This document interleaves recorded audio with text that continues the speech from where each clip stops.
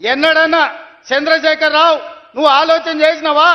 నీ బిడ్డకు బంజారాహిల్స్లో బంగ్లా కట్టాలనుకున్నావు, నీ కొడుకు జన్వాడలో ఫామ్ హౌస్ కట్టియాలనుకున్నావు. కానీ మా ఆడబిడ్డలకు హైటెక్ సిటీ పక్కన వ్యాపారం చేసుకోవడానికి నువ్వు ఏదైనా ఒక గుంట భూమి అయినా ఒక గజం భూమి అయినా ఇవ్వాలనుకున్నావా?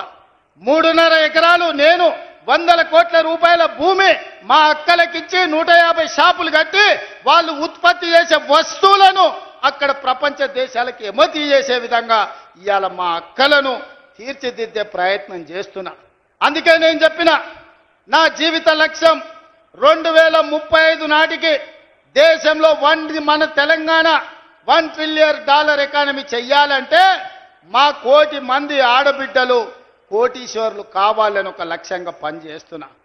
ఇవాళ 67 లక్షల మందిని కాదు, 1 కోటి మంది ఆడబిడ్డల్ని సంఘాలలో చేరండి, 1 కోటి మంది ఆడబిడ్డల్ని 10 ఏళ్ల కోటీశ్వరులను చేసి మీరు కోటీశ్వరులమని గర్వంగా చెప్పుకోవడానికి ఇవాళ ప్రణాళికలు వేసి ప్రజాపాలనలో ఇందిరమ్మ రాజ్యంలో ఇవాళ మా అక్కలను కోటీశ్వరులను చేయాలని నేను చూస్తున్నా. ఎన్నడన్నా ఈ ఆడబిడ్డల చేతుల 10 రూపాయలు ఉండాలని నువ్వు ఆలోచన చేసినావా చంద్రశేఖర్ రావు? ఎప్పుడన్నా నువ్వు మానవత్వంతో ఒక్క ఆలోచన చేసినావా?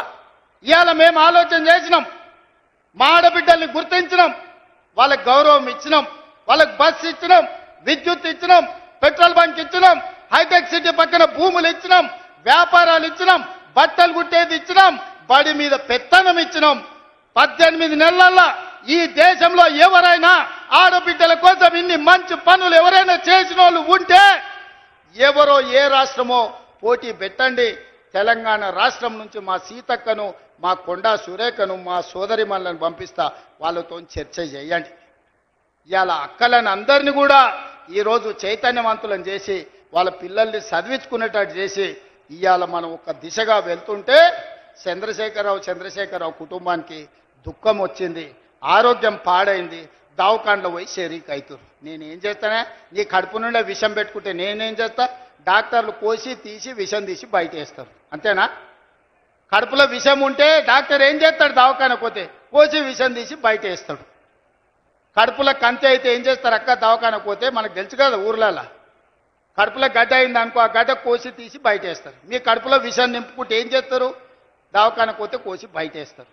ఇవాళ కడుపు నిండా విషం పెట్టుకొని మా ఆడబిడ్డల అభ్యున్నతి మీద ఇవాళ దుఃఖం గురించి మాట్లాడుతారు. ఇక నిరుద్యోగ యువకులు ఆనాడు అగ్గికి ఆవుతైన వాళ్ళు కొందరు, ఉరి కొయ్యలకు వేలాడి ఉరేసుకున్న వాళ్ళు ఇంకొందరు, రైలుకు ఎదురేగి ప్రాణ త్యాగాలు చేసిన వాళ్ళు ఇంకొందరు. తెలంగాణ ఉద్యమంలో ఉస్మానియా కాకతీయ యూనివర్సిటీల విద్యార్థులు వీరులై ఆకాశానికి ఎగిరినరు, తారలై ఆకాశంలో మెరిసినరు తెలంగాణ రాష్ట్రం కోసం. వాళ్ళు కొట్లాడిందే కొలువుల కోసం. 2 లక్షల కొలువులు ఖాళీలు ఉంటే ఆ కొలువులు నింపలే. నీ బిడ్డ ఎంపీ కొడిపోతే ఎంబడే ఎమ్మెల్సీ ఇచ్చినావు. నీ చుట్టం వినోదరావును బండకేసి కొట్టే ఎంబడే ప్రభుత్వంలో ఇంకొక క్యాబినెట్ ర్యాంకు పదవి ఇచ్చినావు. నీ కొడుకుకు మంత్రి ఇచ్చినావు, నీ అల్లునికి మంత్రి ఇచ్చినావు, నీ సడ్డకుని కొడుకుకి రాజ్యసభ ఇచ్చినావు, నీ ఇంటి నిండా కొలువులు ఇచ్చుకున్నావు. కానీ మా చదువుకున్న పేదోళ్ళ పిల్లలకు ఎక్కడైనా కొలువులు ఇచ్చినవా? ప్రజాపాలన ఇందిరమ్మ రాజ్యంలో మొదటి సంవత్సరంలోనే 60,000 ప్రభుత్వ ఉద్యోగాలు నేనిచ్చిన. ఎల్బీ స్టేడియంలో లెక్క తప్పంటారని, తప్పుడు కూతలు కూస్తారని కుటుంబాలతో సహా ఉద్యోగాలు వచ్చిన పిల్లల్నే కాదు వాళ్ళ తల్లిదండ్రులను కూడా పిలిపించి ఎల్బీ స్టేడియంలో మేము ఎక్కడ ప్రమాణ స్వీకారం చేసినామో గక్కనే 60,000 మంది ప్రభుత్వ ఉద్యోగాలు కొలువులు ఇచ్చి 60,000 ఉద్యోగాలు ఇచ్చిన లెక్క కట్టుకో. ఒక్క తలకాయ తక్కువ ఉంటే నువ్వు వచ్చి నన్నాడు కానీ సవాలు విసిరిన ఆ సన్నాసి దాని గురించి మాట్లాడు. ఇప్పుడు కూడా నేను చెప్తున్నా, 2.5 సంవత్సరాలు పూర్తి చేసుకునే లోపల మా పరిపాలన 2.5 సంవత్సరాలు పూర్తి చేసుకునే లోపల ఇంకా 40,000 ఉద్యోగాలు ఇచ్చి మొదటి అర్ధ భాగంలో 1,00,000 ప్రభుత్వ కొలువులు ఇచ్చి దేశానికే ఆదర్శంగా నిలబడి తెలంగాణ మోడల్ అంటే ఇదిరా, తెలంగాణ రాష్ట్రంలో నిరుద్యోగులను ఆదుకునే సోదరుడు ఉన్నాడు, ప్రభుత్వ కొలువులు వస్తాయి, చదువుకున్న పిల్లలకు వాళ్ళ కులాలు చేపలు పట్టుడు చెప్పులు గుట్టుడు కాదు, వాళ్ళు ప్రభుత్వ కొలువులు చేస్తే వాళ్ళ తల్లిదండ్రుల జీవితాలు మారుతాయి. ఉపాధి హామీ కూలికి పోయి రూపాయి కూడబెట్టి పిల్లలకు కోచింగ్ సెంటర్లలో ఫీజులు కట్టనికే మెడ మీద ఉన్న తాలి అమ్మిన తల్లిదండ్రులు నాకు చాలా మంది తెలుసు. వాళ్ళ కష్టాలు తీరాలని, వాళ్ళ పిల్లలు పీజీలు పిహెచ్డీలు చదవాలని, డాక్టర్లు లాయర్లు కావాలని, తమ జీవితాలలో వెలుగు రావాలని కోట్లాది మంది పేదలు గ్రామాలలో కలలు కన్నారు. అందుకే ఆ పిల్లల కోసం సర్కారు కొలువుల కోసం ఎదురు చూడకుండా ఎంబడెంబడే నోటిఫికేషన్లు ఇచ్చి ఈరోజు ఉద్యోగాలు ఇస్తున్నాం. మధ్యలో కొంత ఆలస్యమైంది. ఎందుకంటే మా దామన్న సుప్రీంకోర్టు నుంచి ఆర్డర్ తెచ్చిండు. మాదిగ ఉపకులాల వర్గీకరణ జరగాలని సుప్రీంకోర్టు ఆదేశం ఇచ్చింది. నేను నోటిఫికేషన్లు ఇస్తే సమాజానికి నష్టం జరుగుతుందని మా సంపత్ కుమార్ చెప్పిండు. అయితే ఇది అమలు చేసి నోటిఫికేషన్ ఇస్తా, 6 నెలలు ఆలస్యమైంది, మా మాదిగ సోదరులకు న్యాయం చేస్తా అని చెప్పి చట్టం చేసి ఇవాళ 1000 కొలువులు మళ్ళా నోటిఫికేషన్లు ఇవ్వడానికి ముందుకు వచ్చినాం. 2.5 సంవత్సరాలు తీరే లోపల 1,00,000 కొలువులు ఇచ్చే బాధ్యత మా ప్రజాపాలనది, మా వేదిక మీద ఉన్న ఎమ్మెల్యేలది, మంత్రులదని నేను ఇవాళ చెప్పదలుచుకున్నా. ఇవాళ అదే కాదు, ఇవాళ ఈ చట్రోలు గ్రామానికి వచ్చినా అంటే యంగ్ ఇండియా ఇంటిగ్రేటెడ్ స్కూల్ అక్క స్కూల్లో బడికి సున్నమేనికే 2 లక్షలు ఇచ్చినోడు లేడు. కానీ ఈ కొల్లాపురి అడవి ప్రాంతంలో ఉన్న మా సోదరులు చదువుకోవాలి, ఈ దేశానికే తలమానికంగా మారాలని 200 కోట్ల రూపాయలతోని 25 ఎకరాలలో ఇవాళ యంగ్ ఇండియా ఇంటిగ్రేటెడ్ స్కూల్ ఈడ ప్రారంభించుకున్నాం. ఈ సభ జరిగిన ప్రాంగణంలోనే రేపు పాఠశాల కట్టబోతున్నాం. సంవత్సరంన్నర తిరిగే లోపల ఈడ అద్భుతమైన హైటెక్ సిటీ పక్కన ఐటీ కంపెనీల కంటే గొప్పగా young India integrated residential school కట్టి మళ్ళా ఇక్కడికి వస్తా, ఆ పిల్లల్ని కలుస్తా, ఆ పిల్లలకి చెబుతా, మీ కొల్లాపూర్ కోసం మీ ఎమ్మెల్యే గారు మీ మంత్రి గారు నన్ను అడిగి కొట్లాడి జట్రోల్కి యంగ్ ఇండియా రెసిడెన్షియల్ స్కూల్ తీసుకొచ్చిండు. వాటిని కట్టండి, ఇందులో చదువుకోండి, మీ సోదరుడిగా నేనున్నా మీ అభివృద్ధి పదాన్ని నడిపించడానికని. ఇదే కాదు, ఈ 18 నెలల్లో ఇతర దేశాలు పర్యటనలు చేసి ఇతర రాష్ట్రాలు ఇతర దేశాల నుంచి 3 లక్షల కోట్ల రూపాయల పెట్టుబడులు తెచ్చి 1,00,000 పైగా ప్రైవేటు ఉద్యోగాలు ఈరోజు మన రాష్ట్రంలో ఇచ్చినాం. యంగ్ ఇండియా స్కిల్ యూనివర్సిటీ కావచ్చు, యంగ్ ఇండియా స్పోర్ట్స్ యూనివర్సిటీ కావచ్చు, young India integrated residential schools కావచ్చు. ఈ రోజు రెసిడెన్షియల్ స్కూళ్లలో కాస్మెటిక్ ఛార్జెస్ 200% పెంచినాం. ఈ రోజు భోజనాలకు 40% పెంచినాం. పేదోళ్ళ పిల్లలకు మంచి భోజనం పెట్టాలి, మంచి చదువు చెప్పించాలనేదే మా తాపత్రయం. అందుకోసం నీకు దుఃఖం వచ్చిందా చంద్రశేఖరరావు అని నేను అడుగుతున్నా. పేదోళ్ళ పిల్లలు చదువుకోబట్టి, పేదోళ్ళ పిల్లలకు ఉద్యోగాలు రాబట్టే, ఆడబిడ్డలు బయటికి రాబట్టే, మా అక్కల చేతుల నగదు ఉండబట్టే మా అక్కలు బస్సులకు యజమానులైంది, మా అక్కలు విద్యుత్ సంస్థలకు యజమానులైంది, మా అక్కలు పెట్రోల్ బంకులకు యజమానులైంది.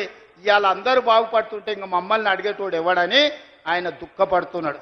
అందుకే నీ దుఃఖం 10 ఏళ్ల వరకు అట్లనే ఉంటుంది. అది పెరిగి పెద్దదై భూతమై నిన్ను కబలిస్తే తప్ప నీకు విముక్తి లేదు. నువ్వు శాపగ్రస్తుడివి చంద్రశేఖరరావు.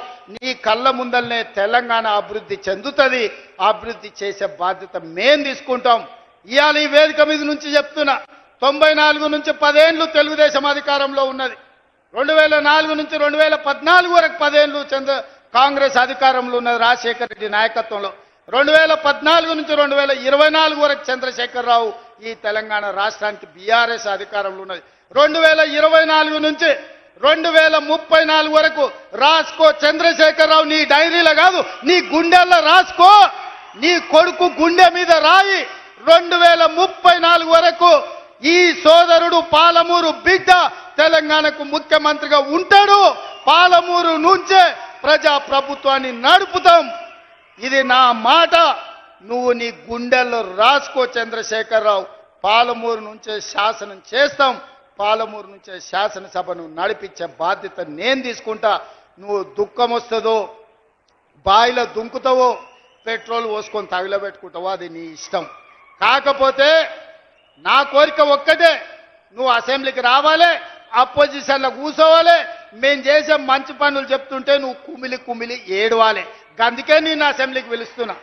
నువ్వు చేసిన ద్రోహం ఏందో, నువ్వు చేసిన అన్యాయం ఏందో, నువ్వు పాలమూరుకు మొత్తం ఎడారిగా మార్చిందేందో నువ్వు కట్టకుట్ట వదిలిన పాలమూరు రంగారెడ్డి, కల్వకుర్తి, భీమా, నెట్టంపాడు, కోయిల్ సాగర్ ఈ ప్రాజెక్టులన్నింటినీ పూర్తి చేసే బాధ్యత నేను తీసుకుంటా. తుమ్మిడిఎట్టి దగ్గర నుంచి నీళ్లు తీసుకొస్తా. రంగారెడ్డి జిల్లా వికారాబాద్, చేవెళ్ళ, తాండూరు, పరిగికి నీళ్ళు ఇచ్చే బాధ్యత నేను తీసుకుంటా. ఆంధ్రప్రదేశ్ ముఖ్యమంత్రి గారు కూడా విజ్ఞప్తి చేస్తున్నా, మీరు విఘ్నులు, మీరున్నప్పుడే మొదలుపెట్టారు కల్వకుర్తి. మీరు ముఖ్యమంత్రిగా ఉన్నప్పుడే ఈ జిల్లాల భీమా, నెట్టంపాడు, కోయిల్ సాగర్ ప్రాజెక్టులు వచ్చినాయి.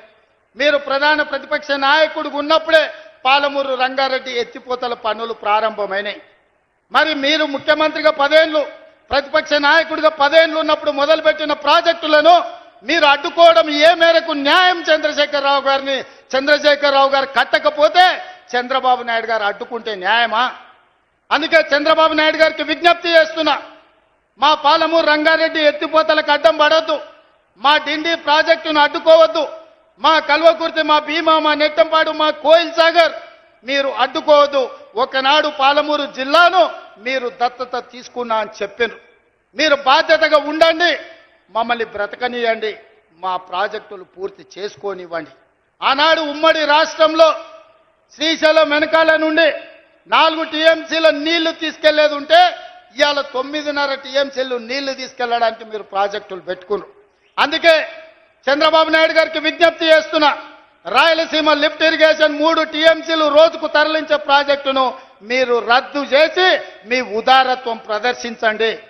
మీరు 2 రాష్ట్రాలను సమానంగా తెలుగు వాళ్ళను అభివృద్ధి చేయాలన్న ఆలోచనతో ఉన్నది నిజమైతే రాయలసీమ లిఫ్ట్ ఇరిగేషన్ ప్రాజెక్టును రద్దు చేయండి.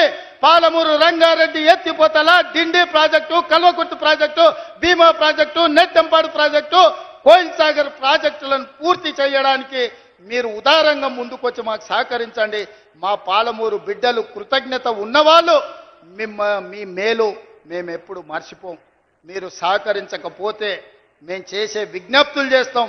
మా విజ్ఞప్తులను మీరు వినకపోతే పోరాటం ఎట్లా చేయాలనో పాలమూరుకు తెలుసు. పాలమూరుకి పౌరుషం ఉంది, పోరాటం చేసి సాధించుకునే శక్తి ఉంది. దానికి నాయకత్వం వహించే బాధ్యత నేను తీసుకుంటా. సోదరులారా, ఏది ఏమైనా అక్కడి సూర్యుడు ఇక్కడ మొలిచిన, చంద్రశేఖరరావు గారు ఏడ్చినా, దుఃఖపడ్డా, ఒకవేళ ఆయన పిల్లలు పెట్రోల్ పోసుకొని ఆత్మహత్య చేసుకున్నా పాలమూరుని అభివృద్ధి చేసే బాధ్యత నాది, ప్రాజెక్టులు పూర్తి చేసే బాధ్యత నాది. ఈ దేశానికి పాలమూరు వలసల జిల్లా కాదు, పాలమూరు జిల్లా అంటే పరిపాలన అందిస్తుంది, దేశానికి ఆదర్శంగా ఉంటుంది అని చెప్పి ఈ గడ్డ మీద నుంచి పరిపాలన అందించే బాధ్యత మేము తీసుకుంటామని తెలియజేస్తూ మీ అందరికీ ఇంత ఓపికగా ఉండి నన్ను ఆశీర్వదించినందుకు ముఖ్యంగా మా అక్కలకు మనస్ఫూర్తిగా ధన్యవాదాలు తెలియజేస్తూ సెలవు తీసుకుంటున్న మిత్రులారా.